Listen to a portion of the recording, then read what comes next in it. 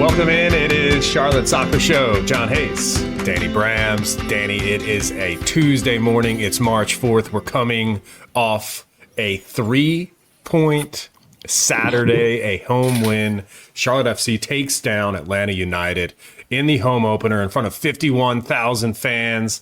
Danny, are you still riding the high coming off of that epic performance on Saturday? I feel great, Johnny. It was an awesome way to spend the day. It was an awesome match. It was a perfect return, perfect home opener, perfect almost everything. The performance was great. The times were great. We had awesome times. Can't wait to talk about all of that. The guys who we needed to see perform well performed well.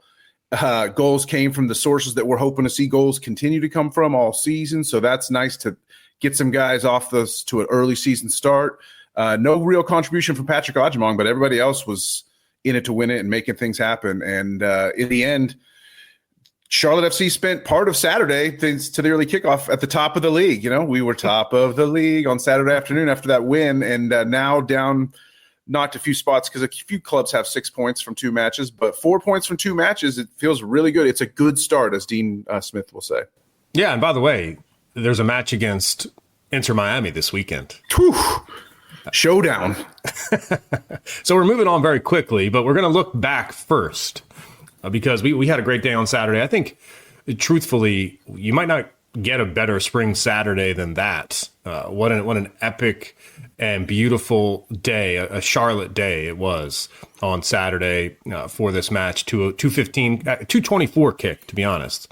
Yeah, 224. We spotted that time. Yeah, for sure. We knew that was happening. It was a great afternoon match. So here's what we're going to do on the show today. We're going to hear from Dino on the performance. We're going to hear from Wilfried Zaha. He makes his Charlotte FC debut. The new dad flying back from London to get the job done for the Crown. We're going to hear, specifically, I want to hear from you because you were in the supporter section. We were at the Lowe's tap room, and there was a lot of people waiting to get in the stadium. There's a lot of people in the supporter section, so I'm going to hear from you about that as well. But we started our day at Triple C. It was the perfect launch pad to get the Saturday going, and it was our pregame, and then we head over to Hopfly. And when we got out of the Uber at Hopfly, to see that party the way it was like by far the best party in town. Like I guarantee there wasn't a better party than Hopfly on Saturday in this city. Like, show me it. Show me the videos. Show me the pictures. If you were at a better party than Hopfly, and I'm not gassing Hopfly up. I'm not. But when I got out of that Uber, Danny, I was shocked at the party that was happening at Hopfly. It was awesome.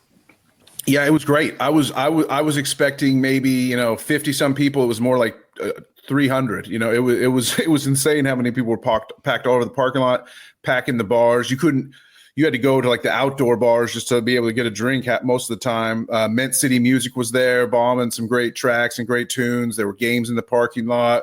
The upstairs was full. The downstairs was full. The outside was full. The parking lot was full.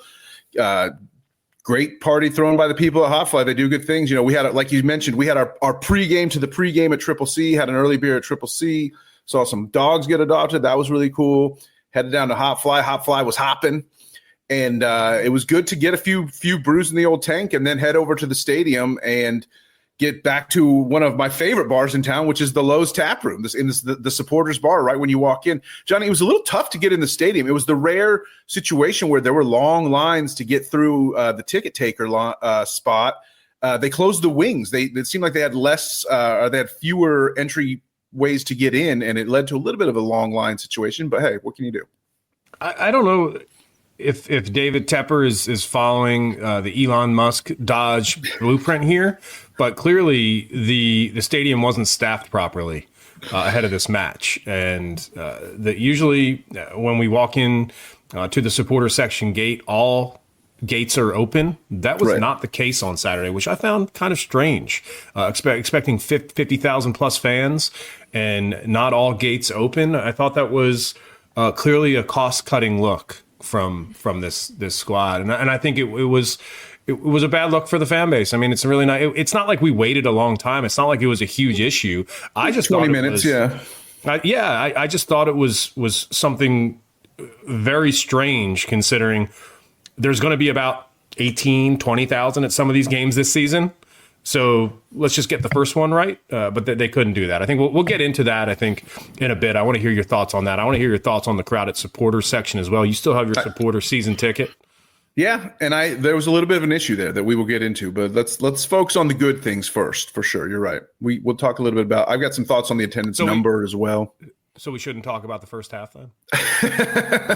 The first half was a little rough. The first half was all about two cagey sides kind of figuring each other out. And Dino overall praised the performance. He was much happier with the performance of this club this match than on the season opener against Seattle. Right? We snuck away with a draw there, but Dino was blasting the team and said they played horrible against Seattle on the road.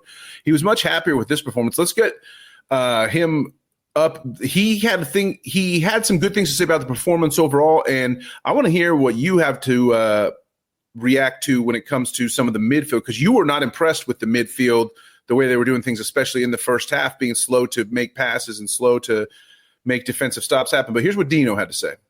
Yeah, it gives everybody a lift when you've got quality players. But our performance was better today. It wasn't a top performance, but it was a better performance than last week. And after the poor performance last week and getting a point on the road, you win today and all of a sudden it's a good start rather than a poor start.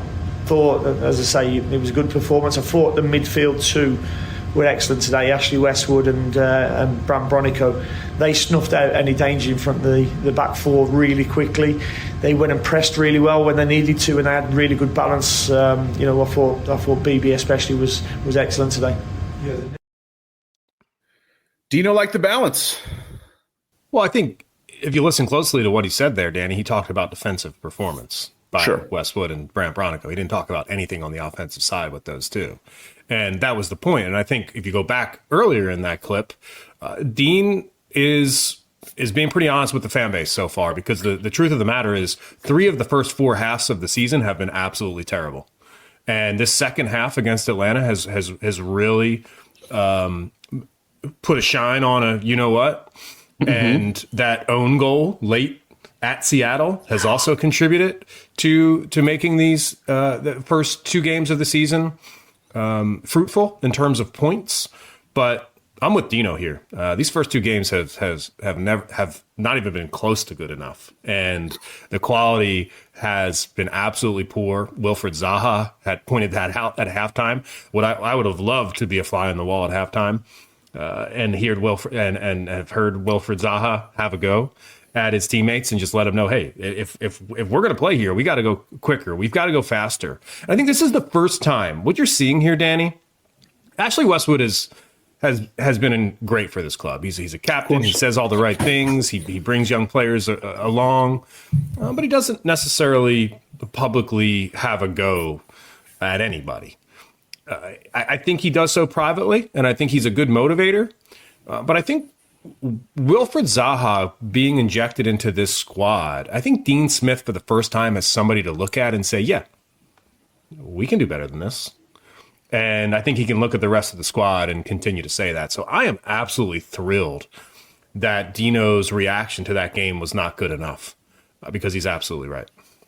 Yeah, and it was the second half did turn things around, and it happened after having a go.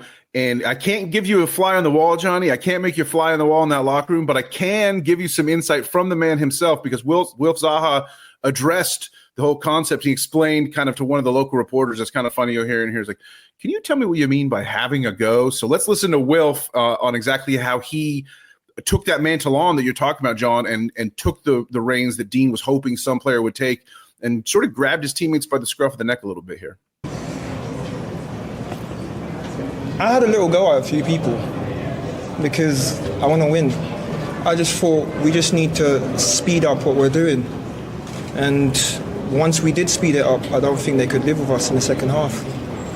Can you explain a little more what you said about, did you say you had I couldn't quite hear you had a go, or is there something like you were taught to some of your teammates, you mean, about, when I say I had a go is constructive criticism, but shouting it. Basically. So, yeah, like I said, we just need to pass the ball faster. The time that you take if you take 10 seconds on the ball, by the time you give it to me, there'll be a guy stood right here. So if you take 2 seconds, it gives me the opportunity to get the ball in turn and decide what I'm going to do. So yeah, that's what I came in and said. And then, I think we just did it, and then it made a difference.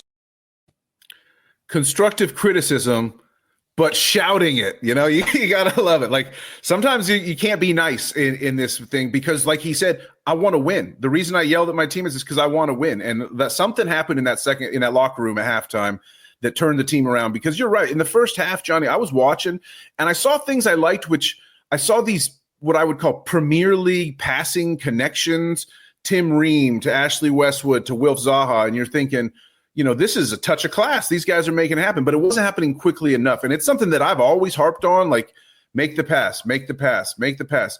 First time pass it. Don't dribble so much. Like anyone who follows soccer, watches both Premier League and MLS, you can see the difference in the level there. And the best MLS clubs are the ones who move quicker, who move more decisively, make it look like what they're doing. And as Wilf Zaha says, when I receive a pass sooner, then I can decide what to do. It makes your pass look better. Maybe you passed a less perfect pass because you didn't quite take as much time to set yourself up. I'm going to do this, But because the pass was delivered quicker and sooner and received more quickly and able to be dealt with, it makes the pass look better.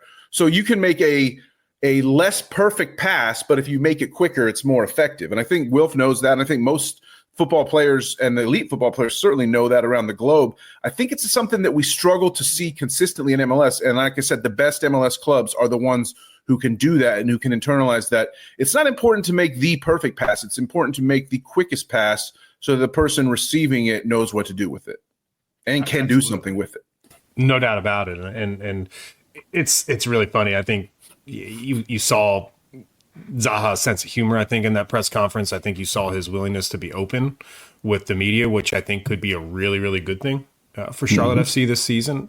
I hope we're not just getting Wilfried Zaha at the microphone because he's new, because this is his debut for Charlotte FC. I really hope he continues to give press conferences. I really hope he continues to give interviews because Wilfried Zaha is the player that can turn Charlotte into not just a soccer city, right?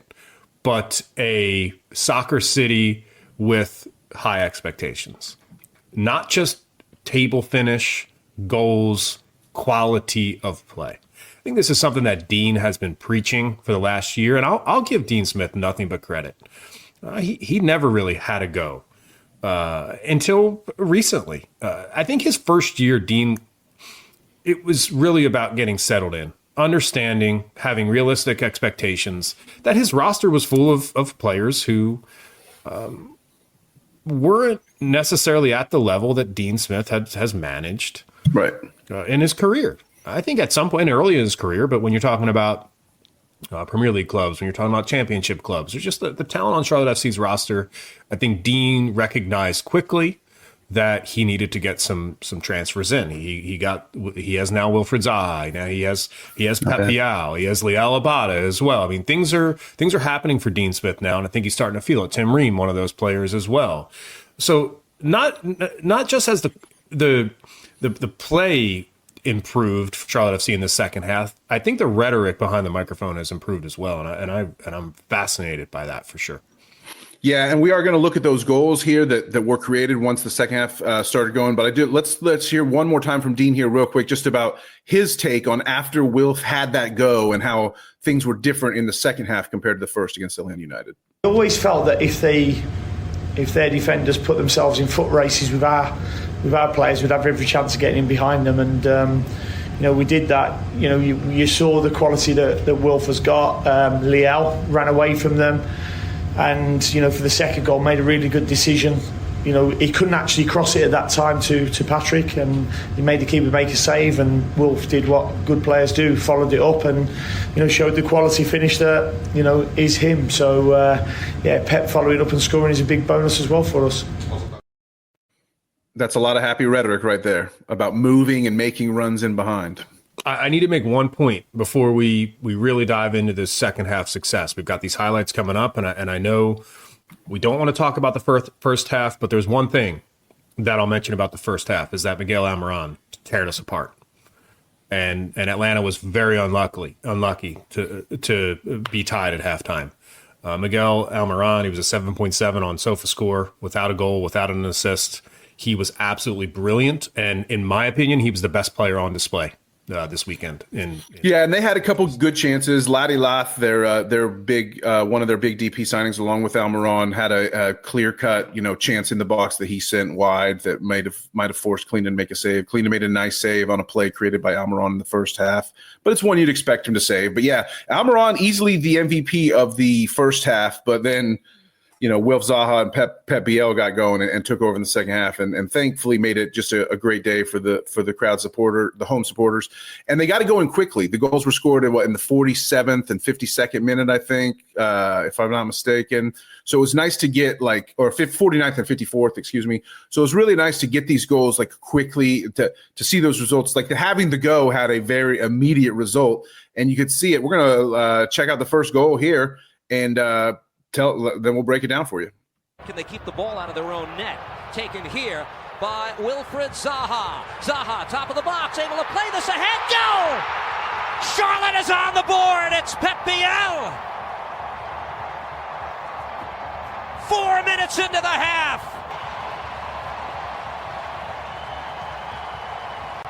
And with Zaha in the middle of the construction of it all, a goal worthy of a crown. Wow.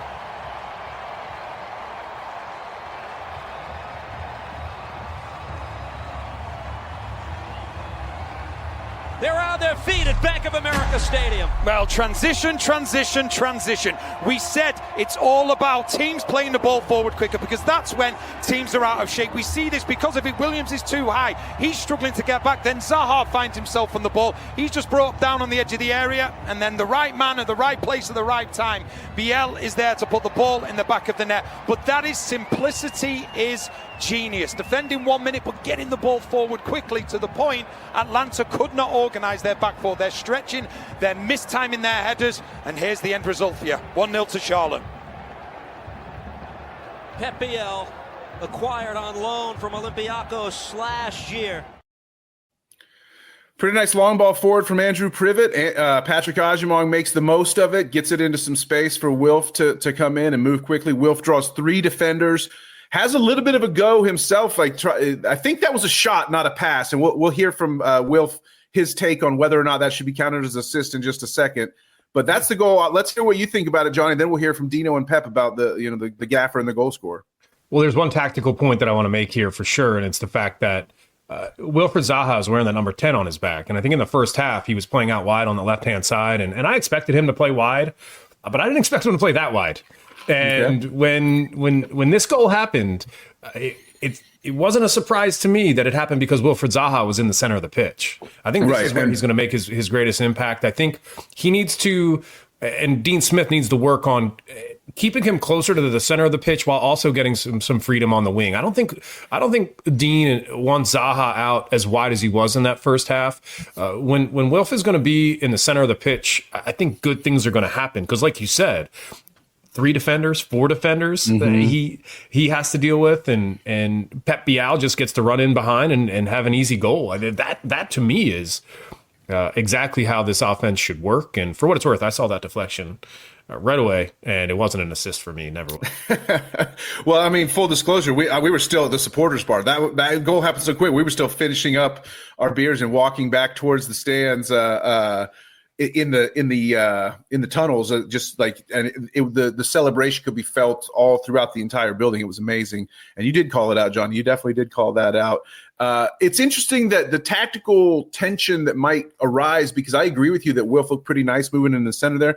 Zaha described his own game when he at his introductory press conference. Go back and watch Decoding the Presser on the YouTube feed. He said he likes to stay out wide. He's like, I stay out wide left. Liel is a winger who cuts in more. So Zaha said that he himself said he's not one to cut in as much as like a Liel Abada will. But in that case, it kind of had to happen. And thankfully, the way it's easy to say that, Danny. It's easy to say that when you've never played an MLS game before. Fair point. And then you get on the pitch and you realize that it's going to be out wide is like really not where the action happens in MLS. All the best players come through the middle. Yeah, I think it'll be interesting to see how that develops over the next few matches for sure. That's like your tactical eye is always trained on stuff like that. So something to watch is how central does Zaha get here in the future. As for Pep, as for the magician of Mecklenburg, he delivered Johnny on the spot, Pepe on the spot in the right place, right time. Here's Dino and Pep both talking about Biel's performance and the fact that one great thing about him scoring in the home match opener is he missed a lot of the preseason with a knee injury, as you'll hear them both address. Pep's an excellent player. He gets into really good pockets. He's got really good balance. He receives the ball really well. He releases the ball really well, and he understands the game. So you can see why he was where he was for the goal. He just sensed that's where the ball was going to finish up, and I thought his performance was better. He's getting fitter. He missed a large chunk of pre-season with a knee injury. He's not certainly 100% yet, but he's getting there. Thank you. It's very good for me to get a bit confidence because it was a bad period last months, but now I'm good. I'm getting better day by day, so I'm happy to help the team. What'd you see? Zaha had the ball, defenders crashing him. Yeah, I see I was alone because the defender go with to close Zaha, so I see clear the space. I see clear the space. I knew that line would put a smile on your face, Johnny. I see clear the space. Zaha's constructive criticism, but shouting it is clearly the most memorable takeaway line from the post-game sound. But Pep with that little cheeky grin and saying, I see clear the space. That's for the true fans. That's for the people, that's the deep dive. That's the album track that really makes the record a full winner. So good stuff from the magician. Yeah, it's like Wilf was the A side and Pep was the B side. Yeah, exactly. Coming off of this weekend for sure. Yep. Everybody knows the good stuff is on the B side. When I hear, it's funny because Dino legitimately cannot say Pep Biel's name without mentioning the pockets. He did it again there. He literally will mention it every single time. It's so funny. So true.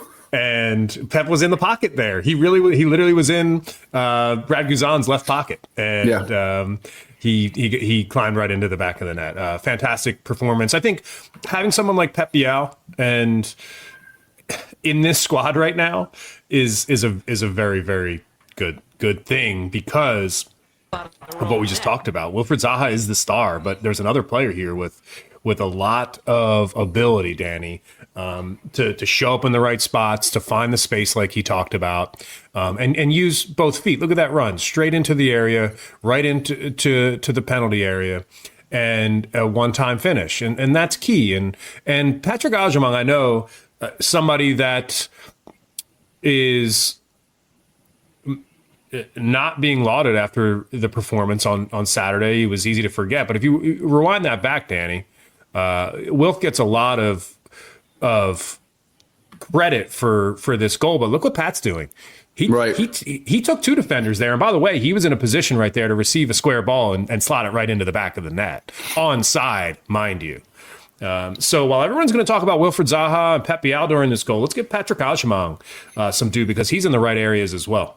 Yeah, and watch when they go to the replay here. When they show the long pass forward from Privet, you're going to see it's a little bit of a pinball, but that's what you do. When you have Patrick Agyemang up top, you can afford to send those 50-50 balls because Pat's going to get the touch that creates a moment of magic here. That we're about to see it. And, Privet just in stride, super long ball, and bounces off the defender's head, but they're terrified of Agyemang. They're so afraid of what Pat can do that they make mistakes, and worked out pretty well. As for the quote unquote assist, Dean Smith called it an assist, but I think Wilf Zaha himself knew better.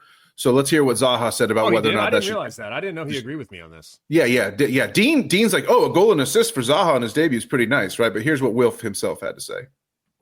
I'll be honest, it wasn't a pass. Okay. I've gone to shoot, and he's jumped in front of my foot, so I've hit the ball, so that's why it's carried on going to Pep, but I've booted him as well.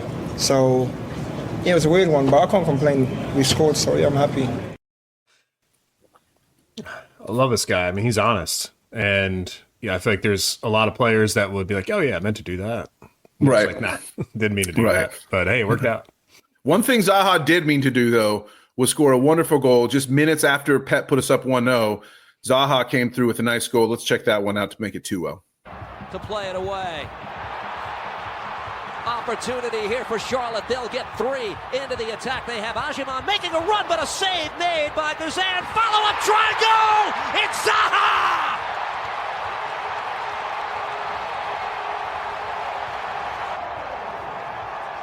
A new chapter has begun in Charlotte. And Wilfried Zaha factoring into both goals. The home side is up by 2.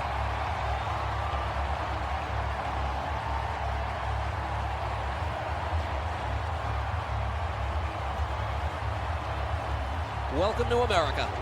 Well, we said how good Edwards had been, but his naivety in this situation leads to the goal. But once again, it's Charlotte. It's all about get the ball forward quickly, get it forward quickly, play on the second balls, or can you win that initial ball? And that's exactly what they do down this right-hand side. And it's really good play initially. You just see the ball's now played. Eventually, Biel goes himself. It's a save from Guzan. But then the finish from Zaha. Just like Dean drew it up, Liel running down the sidelines, get the ball bounces over the defender's head. Liel's kind of able to scoot around him and get on the full stride into some space. And then you heard Dean earlier in this show. We played the Dean soundbar who's like, yeah, Liel did the right thing where he didn't see a square ball that he could make to Patrick. So he made the keeper work, did just that. And Zaha on the first time finish is like, that's so clutch as well. Is that it's just like taking it on the first time finish there and not feel like you have to take a touch and take it down. It's that like a lot of MLS players take that down and try to like move into the space there. Wilf's like, no, I'm just going to boot it. I'm just going to take it as it's falling to me and just curl it, in swinger right where the goalkeeper literally has no chance to get it. This is exactly why you sign designated players, because this goal is illustrative of 2 players who are on DP contracts who are unbelievably skilled. And I think you saw the best of Liel Abada here, a driving run into the box and a quick shot. Phenomenal work on frame, by the way. Something that didn't happen in the first half, no shots in general. But Liel Abada gets one on frame here, makes a driving run down that right-hand side. That's when Abada is at his best. Right here, Danny's making this driving run. He's got his head up. He knows that Zaha's there. He's going to take it on himself. And then what you see from Zaha here, and the reason why you sign designated players is so you can have that touch of class. So you can have that one-time finish. So you can go on the full volley. Even though he probably didn't catch it as cleanly as he wanted to, that's how good he is, right? Clean enough, It's like a golf shot, Danny. It'll work. Right. It might not be your best contact of the day, but you're good enough to catch it where you need to and slot it into the back of the net. It's a beautiful goal. DP's making an impact here for Charlotte FC. And quite frankly, it's why this club has struggled in its first, eras, if you will. The Miguel Angel Ramirez era, the Christian Latanzio era. These players were not existent on those squads. Right. So when you look back, yeah, you want to be critical of how maybe some of those seasons went. But when you see how full the cupboard is now, you kind of realize the hand that they were dealt in the beginning stages of this project. Zaha is just that touch of class. He's just that much better. I don't see Karol Swiderski scoring that goal like that, especially not with his right foot being so famously left-footed. He maybe could have pulled that off with his left. Enzo Capetti maybe could score a goal like that, if it all was right. But I don't think he would even have the confidence to take it first time like that without taking a touch. Almost any other MLS player, I'm certain, tries to take a touch on that and touch it down and get some perfect shot. Wilf said, no, I've got the keeper on his heels. He's just made a big save. He hasn't regained his balance. I need to strike right now while I can. And it turned into a beautiful thing. And it goes to what Wilf was saying about just having to go. He had to go. The goals were scored not necessarily off of what he was talking about, because he talked about, we need quicker passes so I can make decisions and make turns and stuff like that. These goals were scored in transition and the run of play. These were goals scored off of long balls and punishing defender mistakes. It's the whole package. It's the whole we could show other highlights of nice quick passing sequences that happened in the second half also. YouTube would probably kick us off for showing previously unpublished MLS clips. So we're not going to do that. But it has happened before. Yeah, it has happened before. But we can show those ones because they're published elsewhere on YouTube. But it's all a mentality and an attitude, and it's the total game. The goals look nice. The goals are what get the glory. The goals create the points and the win and the great feeling all around the stadium. You saw some of those crowd shots. But Wilf really was the total package. And after the match, Dean, when he was praising Wilf Zaha, he was happy about the offensive contributions, and he called it an assist even though it wasn't. But listen to what he praised most about Wilf, because he actually shouted out Zaha's defense more than anything else. First half, you could see he was getting into the rhythm of the game. Rhythm's a big thing at times for players. There was a couple snapping at his heels a few times, and he'd give it away a couple of times as well. But his positioning defensively was really good, and that for me made him a team player. What he does without the ball, we know what he can do with the ball. He can score goals like that. He can make runs like he did for the first goal. But the defensive side of the game was really good from him as well. The biggest question mark on Wilfried Zaha coming to Charlotte FC and Major League Soccer was, does this guy still have it, and is his head still in it? Because this is a guy who literally dominated the Premier League for 3 years on a club that was not – Crystal Palace was not a top side. But Wilf Zaha – the South Londoners that watch this show, they're going to be upset. Sorry, Palace fans. I'm just trying to say they were better when they had Zaha, trust me, and Benteke. My point is that this is a guy who was a danger man that all the league in the Premier League had to worry about, and he was not playing like on a Man United or a Chelsea or a Man City or Arsenal or something like that. So he spent a few years in the wilderness in Turkey and in France not really making it happen. And so the question is, yeah, this guy's good, but does he want to be here? Does he have the commitment? Does he have what it takes to resurrect his career and become a superstar in MLS? And after one match, the answer has to be yes. And it's not just because of the goal contributions, but it's because of the commitment. And as Dean shouted out there, the defensive commitment and the ability to be a team player and to want to make his teammates all better. The motivation was the question mark. And after one match, the answer is a resounding yes. Some fun facts, I think, about Crystal Palace, and maybe we can ask Zaha about this, Danny. Elton John, Crystal Palace is Elton John's club, dude, are you kidding me? He was he's was pretty front facing, and I'm sure has attended some of those matches when Wilf played. I'd be curious to see if he had a chat with Elton John in the owner's box, and of course Rebecca Lowe. Everybody knows Rebecca Lowe on NBC Sports. South Londoner herself, grew up as a Palace fan as well. Best in the business. We need Rebecca on the show, and we need Sir Elton on the show. We need both. Those both need to be special episodes. I've got a feeling we've got a chance to get one of those too. Yeah, and my lyrical mind, Johnny. I instantly go to, I guess that's why they call them the mighty black and blues. Goals on the pitch, and we share them with you. That's pretty good. All the supporters. Drinking the porters. I don't know. They sell porters in Bank of America Stadium. I was kind of freestyling there, but I love that is my favorite Elton John song by far. I guess that's why they call it the blues. So. Amazing, well done, and right off the top of your head, impressive there. Maybe we can get that sung in the supporter section. I guess that's the mighty black and blues goals on the pitch. Yeah, exactly. It'd be great. The thing about Wilf, the thing that makes me feel even like more confident in his sort of long-term commitment, his ability to resurrect things here. And why I didn't quite have as many questions is when I heard out that he was about to become a father again. I know there was, I'm with you, Johnny. I think the club was clumsy in the way that they let that whole news bomb linger again in the opening week against Seattle, and how they didn't let the people know until like 45 minutes before the game kicked off that Wilf was not going to be available in Seattle. But that does not mean, like, pointing that out, saying that the club made a mistake in the way they communicated the message is in no way diminishing the importance of like him going and being there for his daughter's birth. We certainly support that as well. And he addressed it a little bit after the match. It's not his first child. I think he has another child before, but now he has his daughter. And you talked about how Wilf, you were impressed with how open and reflective he is in pressers on some of the earlier answers. Wait till you hear this, because this is about as open and reflective as it gets. I would call it hectic, to be honest, but my mentality is obviously it's non-negotiable being there for my daughter's birth, but then at the same time, work is work. So I'm there for my daughter, but then I know that I've got to go back and do what I've got to do. So my missus understands and everyone understands. So yeah, I don't complain, I just get on with it. Yeah, 100%. I do this for my family, I do this for my kids. And obviously having my daughter, just, I don't know. I can't explain it. It was just a very good moment for me. And it's just like, I managed to witness that.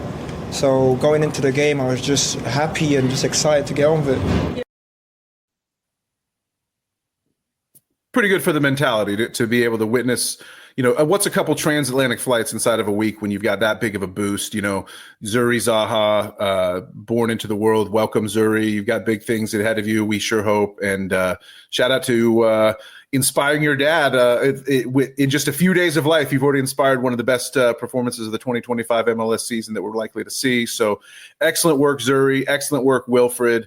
And congrats to the whole family. We love to see it. It's perspective. That's what it's all about, for sure. And I think Zaha right now has some really strong perspective. Hopefully he's getting a break this week. Hopefully he's in training, of course, keeping that body right, but mentally, hopefully getting a break before the club heads down to Miami on Friday. Yeah. Or maybe Saturday, because it is a Sunday game, right? It's a Sunday game. Yep. Yeah, I'm not sure exactly when the travel is happening. But hey, one thing I wanted to ask you about, were you surprised that Zaha went the full 90? I was a little surprised because I even would not have been shocked if he didn't start. I was even telling people at Hot Fly before the game, I was like, you never know. Maybe he won't start and he'll sub in because of the travel and all that. Ended up he started. He went the full 90, which was definitely a surprise to me. I thought he would get a curtain call even at least, with like 87, but he wanted to be out there. And he addressed it after the match in kind of a funny little way. So let's listen to that. And I love your reaction to his take here as well. He told you he wanted 90 minutes? Is that fair? No, he didn't tell me. I just said to him, how are you feeling? And for the last 15 to 20 minutes, he said he was okay. So, listen, he knows his body better than I do. So, he had every right to stay on. The gaffer kept on asking me, and I asked him, like, do I look like I'm tired or injured? And he was like, no, I was just wondering. I was just like, I looked at the clock and it was 80 minutes, and I thought, since I'm here, I might as well finish the rest of the game. So yeah, I just thought it's a good game. I feel good, and I just want to win as a team. So yeah, I wanted to stay on. Wilf the comedian, man. Yeah, I mean, seriously though, like this post game press conference is absolutely hilarious. Do I look tired, Gaffer? Like, are you seeing something out here in me that I'm not feeling? Because that's it's funny that Dean was kind of didn't really cop to that, but apparently Dean was trying to sub him off, and Wilf said, no, I think I'll stay. You want to hear a dirty little secret? I mean, I hope this doesn't happen, but I'm just as interested in hearing him behind the microphone after a bad performance and a tough loss. Curious to see and hear how his tenor might change. Because he's all smiles after a big win. Yeah, exactly. Yeah, I think there's still a lot to find out about Wilfried Zaha as this season rolls on. So we're gonna preview the Miami match in just a minute. A quick early week preview. Just kind of turn our focus to Miami, if you will. But first, there's a couple things that we need to clean up in and around this match, Danny. And number one is the story around 51,000, smallest home opener so far in Charlotte FC's existence. Is this good news or bad news, Dan? It's a great question. I think there's been some folks in the media out there talking about how, well, if you're complaining about 51,000, that's a pretty darn good thing for soccer in Charlotte, considering it's a massive crowd. Right. In relation to everybody else in MLS, but are we comparing ourselves to everybody else in MLS, or are we comparing ourselves to ourselves? Yeah, I mean, if you're comparing yourselves to yourselves, then I think it becomes a little bit of a problem, John, because 51,000 is great. It definitely felt packed in there, and I really enjoyed the vibe of the crowd and the feeling of the crowd. I had a little bit of a problem. It was too big. The crowd was too big in one way, which was it was tough to get into the supporter section. You have supporter section tickets and there's no seats available. they did the thing again where it seemed like they didn't really start enforcing supporter section access in the 200 level until it filled up. So if you get a lot of people that don't have, that might have bought a cheap ticket up in the upper bowl because they just want to get in the building, and then they go, well, I'll just go sit in the supporter section since it's general admission there, and I don't have to go sit up in the top. And they're not getting their tickets checked when they go there. So then the supporters fills up, and then like if we're trying to go in a few minutes before kickoff, and then it's like, oh, you can't get in because all the seats are taken, and then they start like hardcore checking people's tickets to see if they're actually supporters. Meanwhile, the whole place is filled up with people that didn't have the tickets. It's a problem for sure. I mean, I don't expect to get the best seats that I would want in the 100 section of the supporters when I'm going in very close to kickoff. But I do expect to have plenty of good seating available in the 200 section. So, and even to the very top of the stadium, I couldn't get in. So in that sense, it was bad news. It was too many people. In another sense, it almost was not enough people because, as you say, comparing ourselves to ourselves, 2022, we've got 74,479 MLS record at the time, most ever to see an MLS match. It was great. It was even more packed. I had an easier time finding a seat that day than I did on Saturday, but we go from 74 down to 69 and 23, 62 and 24, and then 51 and 25. It's a pretty precipitous drop. It's a it's about a 40% drop from 2022 to 2025. That's dicey when you think about it. I want to know, do you think it was like, for me, the afternoon game was great. I was like, afternoon home opener? Hell yes, that's great. We can go in the afternoon. We can get it done. We can like enjoy ourselves. And then like you have the ability to you could still go do something later that night if you wanted. You could go home and cook dinner. You could go out on the town. You could do whatever you wanted. I went and picked up my daughter from one of her extracurricular activity events that she had going on. So you could do a lot of things with that extra time. And so I love the afternoon kickoff. Other people might be like, afternoon kickoff, it's tough to get childcare. I'm not sure. I would actually, I know there's some people that would have preferred a 7 o'clock kickoff. I don't know if you think the time made the difference or if it's a decline in interest, or maybe it's there's been all the off-season moves that we've talked about in previous episodes with the corporate restructuring and changes in the ticket office and things like that. Maybe they just struggled to make as many sales. But 51K to me, comparing us against ourselves, I don't like the number, John. Well, yes, against ourselves for sure. Another way to look at this is in year 4, it's pretty good. I mean, when you think about just kind of the way new products get launched and all the excitement around a new product, and then 4 years later, how's that product doing? And I think from a casual point of view in the city, I think Charlotte FC is very well known. I think Charlotte FC has casual fans. I think that they do show up to matches, but in the very beginning, they showed up to matches because they've never been to one before. And now that they've all been to a match, they pick and choose which games they want to go to. And so I think 51,000 is a good number for an MLS home opener. I certainly do. I think the atmosphere was strong. I think it was good. But I think my overall takeaway is, the former president of the club, Joe LeBou, a ticket specialist. And I think when you look back at those numbers, when you talk about home openers, when you talk about ticketing success for Charlotte FC, a lot of that, fell on Joe LeBou's desk, and he did a really nice job. And when you see the crowd at 51,000, that percentage drop that you talked about compared to previous years, which by the way, with teams with not a Wilfried Zaha on the team, with a star, right, and not as good a weather, like the 2023 opener and 24 openers were not great weather. They were cold nights. It was cold. Yeah, it was super cold last year. And we had a warm afternoon. That was just beautiful. Yeah, so I think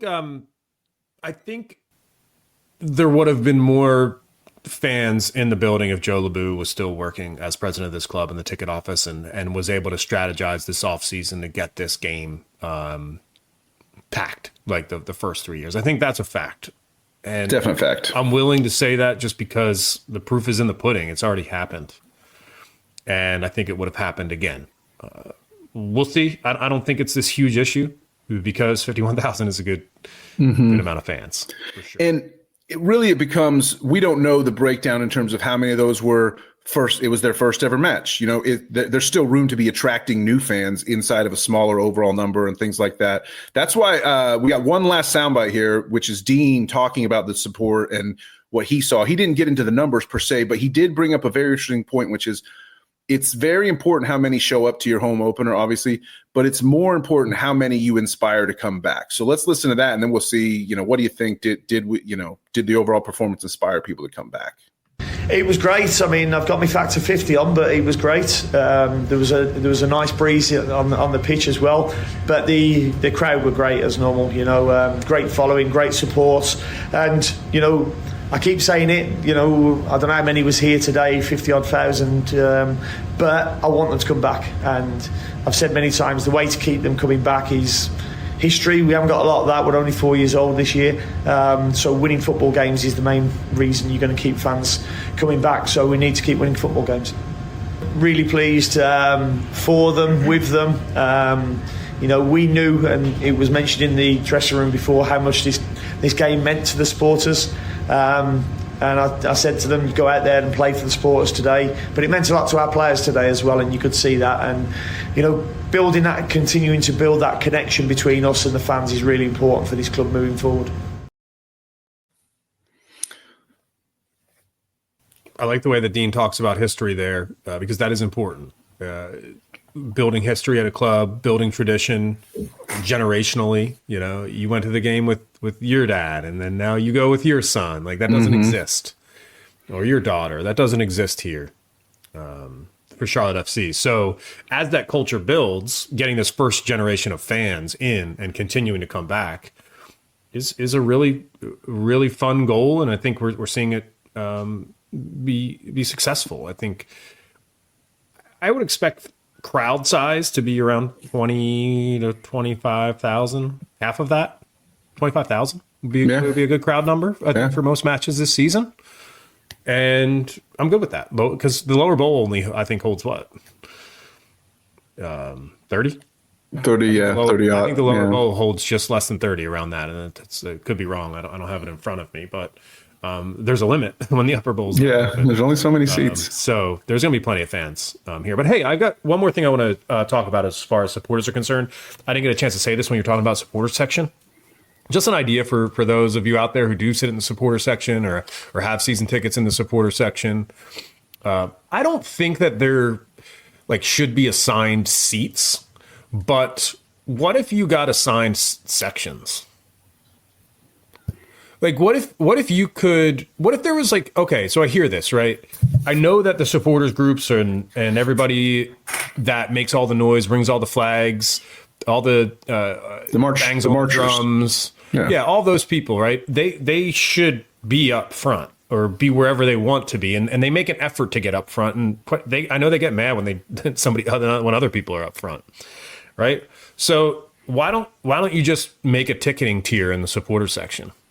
Why don't you just decide whether you can be down below or upstairs? Right. And 100s or 200s, yeah. Designated on the ticket. If you want to, there's two different supporters tickets: the 100 supporters and the 200 supporters. Yeah. And how those are priced, I don't care if they're priced differently or not. It doesn't matter to me. But I think that this whole culture of having to get there early, getting in the first couple rows, that's where you are, and then having people that bought $15 tickets jam up the supporter section that people have season tickets, that just doesn't work for me. Right. This is a professional organization. This is David Tepper's Tepper Sports and Entertainment. This is a stadium that hosts the NFL, some of the biggest musical acts in the world. It just feels like super JV. Like, let's step it up and turn this into a more professional environment in that supporter section. As far as if you pay to be in the supporter section, you better be able to get a seat. Yeah, I mean, I that's why I didn't rush back, because that's why I stayed in the Lowe's supporters bar for the early part of the second half and saw both the goals on the big screen instead of in front of my eyes. It was because I was in no hurry to get back and fight people to try to find a seat. I was lucky enough to have the last freaking seat available in the 200s for the first half, and I didn't know that I had no guarantee that I was going to get that seat back when I went back. So, yeah, I like your idea. It's just a matter of enforcement. They have to be enforcing it from the jump. They can do it. It's just a matter of the willpower to do it. But we're on to Miami, John.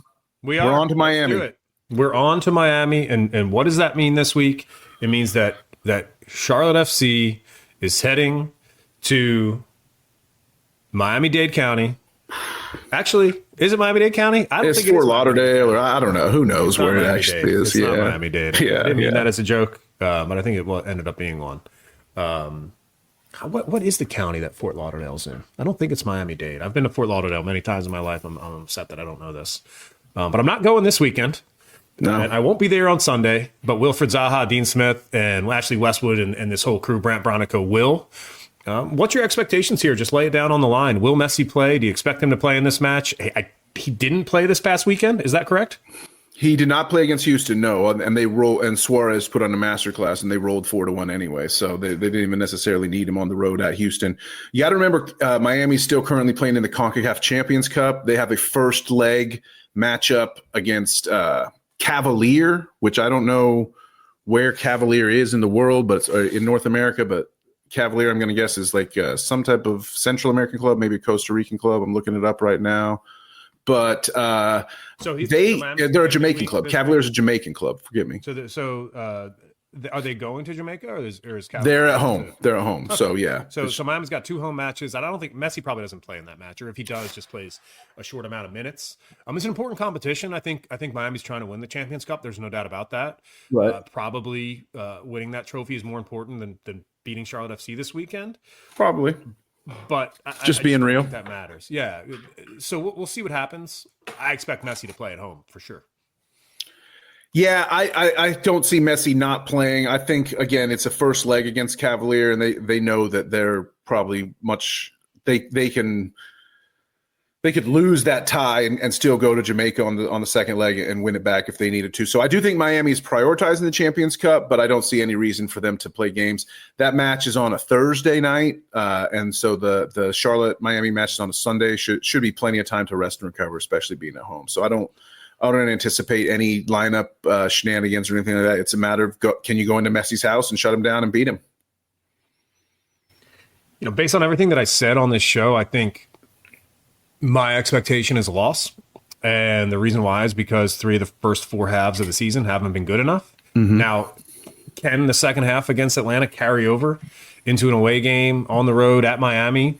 It could, because the team does have momentum right now. There's no doubt about that. It could. But I am kind of need to see it to believe it right now when it comes to Charlotte FC's road performance. Probably should have lost at Seattle. Could have lost at home against Atlanta. 3 points in this match, and all of a sudden, a good performance, I should say, right? A good performance and 3 points in this match would be absolutely huge. Another clean sheet. That's one thing we didn't touch on. Like, a lot of people were acting like, maybe the defense would take a step back this season, but it's a clean sheet at home against Atlanta. Maybe another clean sheet this weekend in Miami. If there's a clean sheet win in Miami this weekend, I am thinking supporter shield. Simple as that. Yeah, right.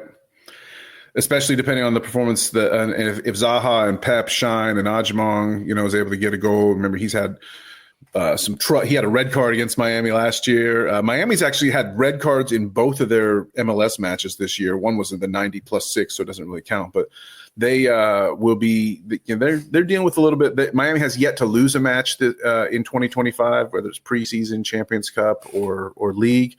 They have a couple of draws, but it's a tall test. It's a tall task, and it's a great one. And it doesn't get much easier because, John, we were looking at the upcoming match, I think on like March 28th or 29th, forgive me the date, but San Jose coming to the Fortress towards the end of March.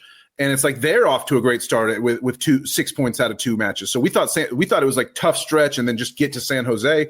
Now San Jose under Brees Arena, they're looking like they might be a club reborn. So the tough matches just keep rolling. Miami, Cincinnati, now San Jose looking tough. So there's no rest for the weary. It's time to just go down and do it. And I think if necessary, Wilf Zaha's going to have a go at his guys again because it's certainly made an impact this time. And I don't think he wants to lose. He doesn't care about Leo Messi. He wants to. I want to win. I had a little bit of a go at the guys because I want to win. And I think you have that mentality and you can win every time. we'll see what happens. It's this Sunday, a featured match, I believe, on the MLS calendar. It's a Sunday match. Any of these matches on Sunday, I believe, have a standalone window. So this will be a standalone MLS game on Sunday. So get ready to spend Sunday afternoon. Get yourselves together, get with some friends, have a little Sunday afternoon, a little Sunday fun day. Charlotte FC, the season is, and Dean mentioned this in one of his cuts we played on the show. We're officially in the rhythm of the Charlotte FC 2025 season. So we're going to be here on Charlotte Soccer Show, continuing to talk about Charlotte FC. It's been a really fun start to the season. It's been great chatting with you, Danny. It was awesome to hang out on Saturday and make our return to the Fortress and spend some time together at the match and hit the supporters bar and see some friends there to start the season. And those memories will continue to be made as we roll on. So shout out to the Tifos, everybody that we saw this weekend. It's great to hang out with our tremendous friends of the show.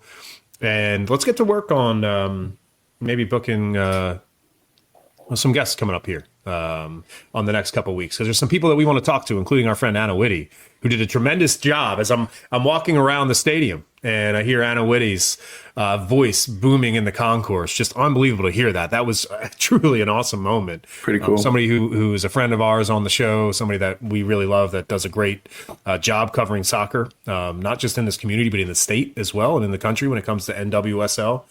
Anna's star is rising for sure, and hearing her voice throughout the stadium was somewhat surreal, Danny. Yep, for sure. And she deserves all the success. I can't wait for her to come back on the show at some point very, very soon. And I'm thinking about that Elton John booking, Johnny. Can we get Sir Elton to come on and say, well, I think it's going to be a long, long time till Charlotte ever loses a match again. Because we've got Bronny and Westwood and Wilf. Oh, yeah. We are the Rocket Man. How great would that be, dude? I mean, come on. Kidding me?